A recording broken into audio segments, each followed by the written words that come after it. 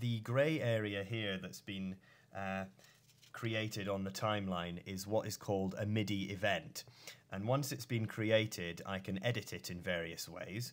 I can move it around by dragging it with the mouse. So if I want it to happen at a different place on the timeline, I can do it like that. I can resize the event by dragging these handles here. I can do things like copying and pasting. If I have the event selected, like so, if I use the Control-C keyboard shortcut, or right-click and choose Edit, Copy, I can then move the cursor to a different place, right-click again and Edit, Paste, and I've pasted a new instance of that MIDI event on the timeline.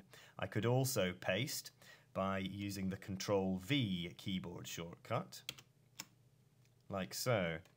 I can also select multiple events by holding down the Shift key on the keyboard and delete them by hitting the Delete key on the keyboard. If I double-click on a MIDI event, it will bring up the key editor, so I'm now looking inside the MIDI event at the individual MIDI notes that I recorded, and I can edit these as well by selecting them. I can move them around, move them to a different time, to a different pitch, or I can select them and delete them all together with the Delete key. I'm going to move this one back to the start, and I think I'm going to make it a little bit longer. And I can now exit the key editor by closing the window. So we can see now that the individual notes inside the MIDI event have changed. I'm going to resize this so that it's a little bit shorter.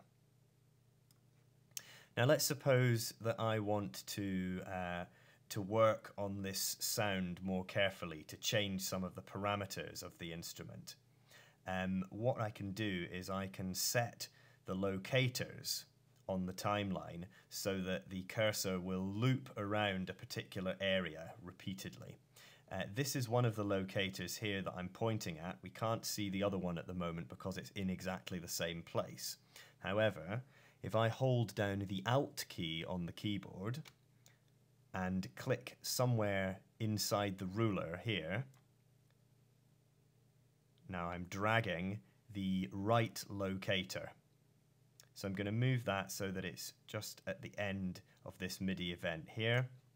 If I wanted to move the left locator, I would do exactly the same thing, only I hold down the Control key, and then by dragging around in the timeline, I can move the left locator. Notice that the blue area is changing.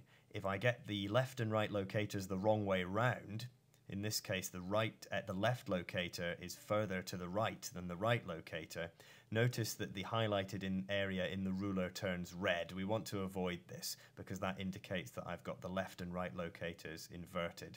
So I'm going to move the left locator back to the start of the timeline, meaning that this is our selected area. Move the cursor back to the start of the project with the dot key on the numeric keypad.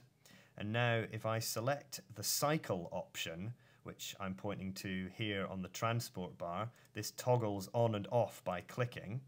If it's on, then that means that when I hit play, the cursor is going to cycle around the area that's highlighted in between the left and right locators. So if I now press play, the space bar,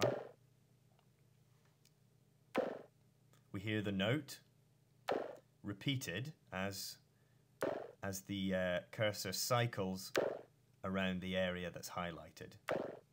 And as this happens, I can bring up the editor and change the parameters as I'm listening to the sound.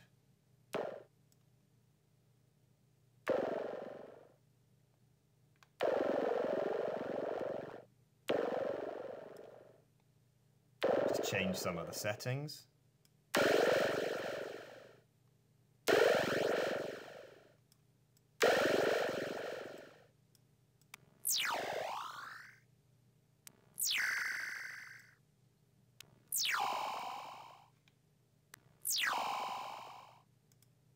Okay. And I could carry on playing with the settings there as the note gets repeated.